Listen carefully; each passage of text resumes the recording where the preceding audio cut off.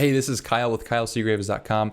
Today we're going to talk about advantages and disadvantages of credit cards. So, if you ask anyone, they're going to have probably a pretty strong opinion about credit cards, and most of it's going to come from lots of clickbait titles and probably some poor financial education. And that's okay. So we're going to talk about some of the pros and the cons so you can decide if having a credit card is going to be worth it for you, and if so, what scenarios are going to be best for you to use them in. So let's first talk about pros. One pro to credit cards is absolutely convenience. You don't have to worry about the cash that you have on hand because you have a magic credit card, right? You can pull it out at any time, and as long as you're not exceeding your credit balance, you have money available whenever you need it. Another advantage is the perks that you can get with credit cards. Now, there are a lot of credit cards out there that have some perks, but there just aren't a ton of perks available as much as there used to be with credit cards. So for instance, one of the biggest perks that I really like is cash back. So you can get cash back with, on all the purchase that you make. So for instance, the Apple card here that doesn't have any numbers on the front, which is really nice, gives me 1% cash back on everything. So I use that as a way just to kind of collect, in my mind, it kind of helps me offset inflation by being able to have 1% cash back on some of the purchases. So you get perks like that, along with you might get some points. For instance, I had an American Express card. I could build up points and then buy things on Amazon pretty much for free if I use that card enough. So if you're diligent with your cards, you can build up points or different perks and use that credit card to kind of work it to get you some extra money or perks that you wouldn't get with a debit card. The problem is you have to manage it really well and know exactly what that credit card wants you to do to be able to get those perks. So just something to keep in mind, you have to manage those really well. Also, this is a huge one, building credit history. Active credit helps you have a higher credit score, right? A credit score is just a number that says how good are you at using credit, not how good are you at using money, just how good are you at using credit. And if you don't use credit, then you're never going to be able to have a high credit score because there's no history of you using credit well. So having a credit card and being able to put money on it and paying it off shows that you can use credit well and you can use it responsibly, especially when you have a higher limit.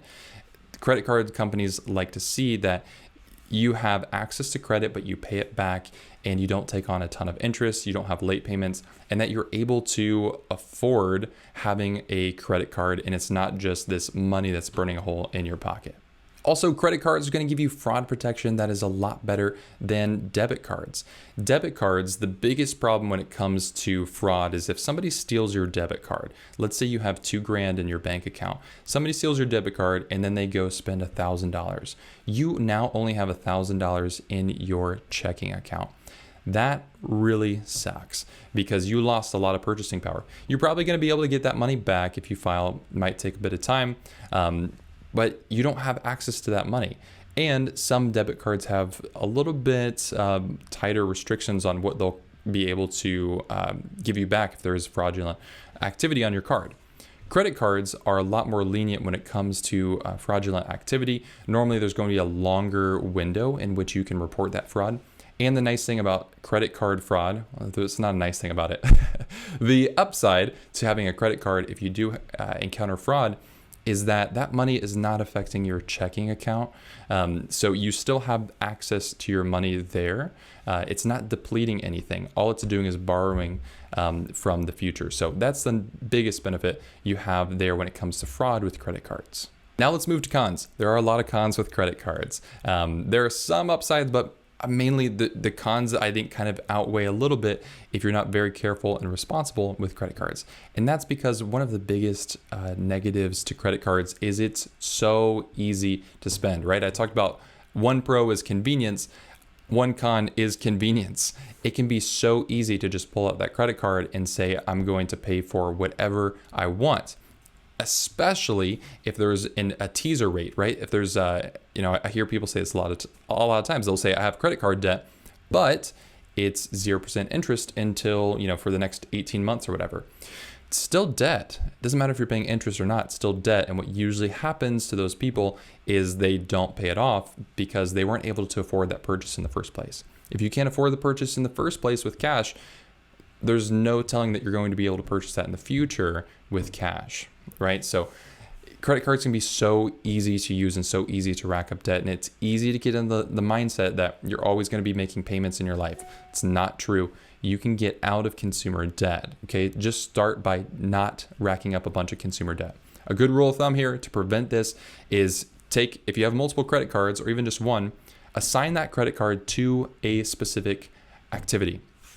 So you might have a credit card that is only for gas. And if so, you swipe it, pay for gas, then you sit down in the car, pay it off.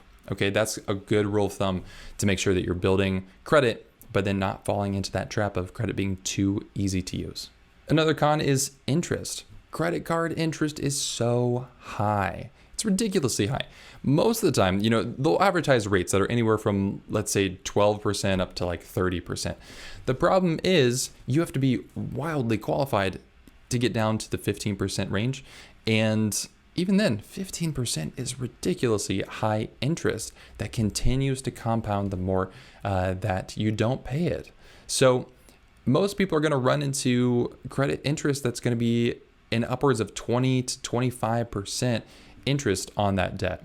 So credit card interest is awful. That's why if you're going to use it, make sure that you use it and then pay it off, right? To get, to build a credit, to get access to those perks.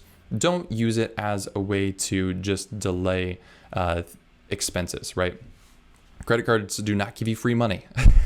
They just cause extra expenses in the future if you don't pay them off.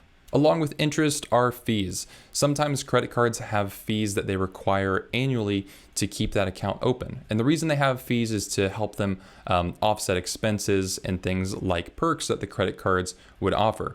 Because a lot of people use credit cards just to get perks, and the credit card companies can't make money that way, so they charge annual fees sometimes.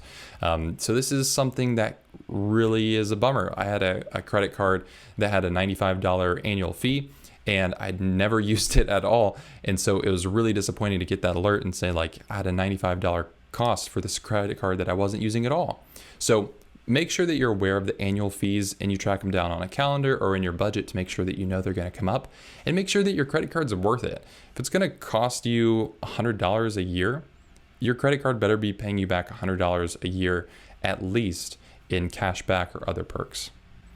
And finally, one of the biggest cons about credit cards is they're just higher maintenance in your budget. If you keep a really detailed budget, which you should be doing, having a credit card is just another account that you have to manage, and you're managing the expenses, any interest, any cash back you're receiving. It can be a little bit difficult to integrate that with the rest of your budget, especially if you're not paying it off every month. So if you're keeping a detailed budget, credit cards might not be the best for you. A solution that I've found that works really well is my setup right now is I'm using my credit card to get cash back, along with just having that security. What I really like about the Apple Card is that it doesn't have my number on it.